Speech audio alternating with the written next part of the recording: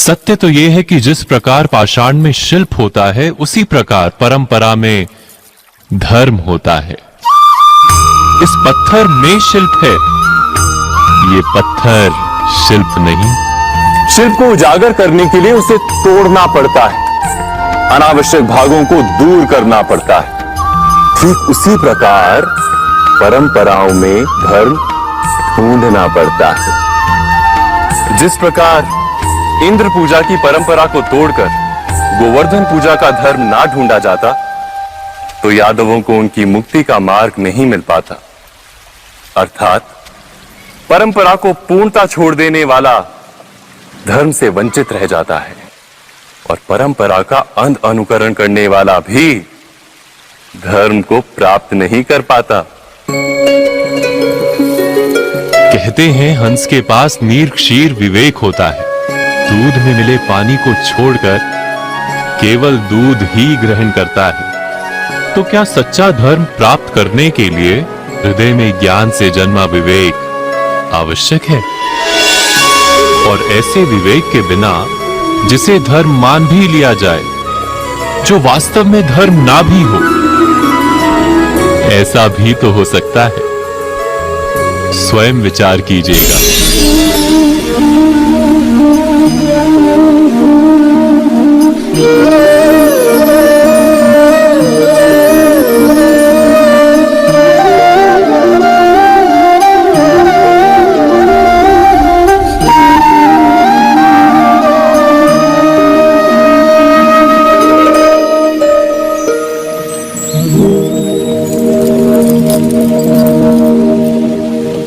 भविष्य के आधार पर सब आज का निर्णय लेना चाहते हैं। भविष्य में सुख मिले, भविष्य सुरक्षित हो, ऐसे निर्णय आज लेने का प्रयत्न रहता है सबका। आप अपने जीवन को देखिए, क्या आपके अधिकतर निर्णय के पीछे भविष्य का विचार नहीं होता? और हो भी क्यों ना, अपने जीवन को सरल और सुखमय बनाने का प्रयत्न करने का अधिकार सबका है। पर भविष्य तो कोई नहीं जानता, केवल कल्पना ही की जा सकती है। तो जीवन के सारे महत्वपूर्ण निर्णय कल्पनाओं के आधार पर ही करते हैं हम। क्या निर्णय करने का कोई तीसरा मार्ग हो सकता है? विचार कीजिए। सारे सुखों का आधार धर्म है, और वो धर्म मनुष्य के हृदय में बसता है। तो प्रत्येक निर्णय से पूर्व स्वयं अपने हृदय से ये प्रश्न अवश्य पूछ लेना कि ये निर्णय स्वार्थ से जन्मा है या धर्म से। क्या इतना पर्याप्त नहीं? भविष्य के बदले धर्म का विचार करने से क्या भविष्य अधिक सुखपूर्ण नहीं होगा? स्वयं विचार कीजिए। व्यक्ति को जब उसके अपराध का दंड मिलता है, तब कभी कभी उस न्याय को देखकर मन कचोटता है। प्रश्न उठता है हृदय में कि जब वो अपराध हुआ था, तब व्यक्ति भिन्न था। उसके पश्चात उसने इतने पश्चाताप किए, स्वयं में इतना परिवर्तन किया, फिर उसे दंड क्यों मिले?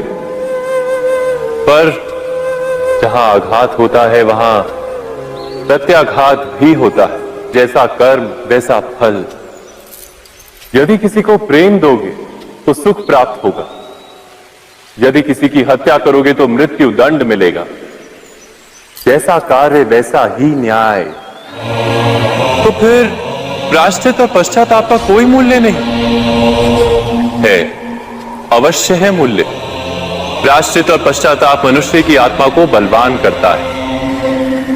आने वाले दंड को स्वीकार करने के लिए मनुष्य को तैयार करता है। अर्थात बिना प्रायश्चित के दंड स्वीकार करने का कोई मूल्य है? स्वयं विचार कीजिए।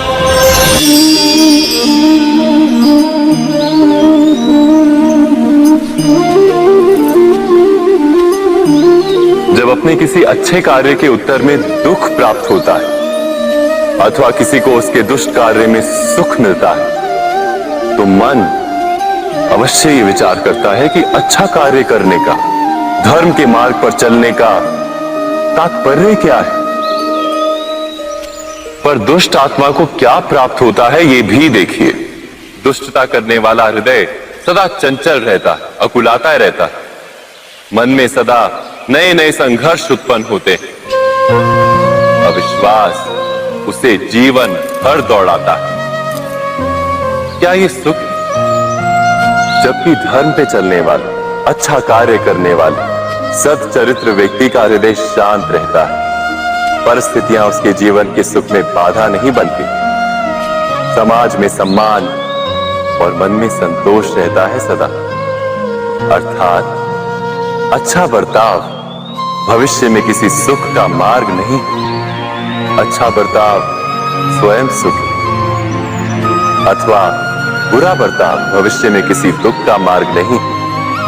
अधर्म उसी क्षण दुख उत्पन्न करता है। धर्म से सुख नहीं, धर्म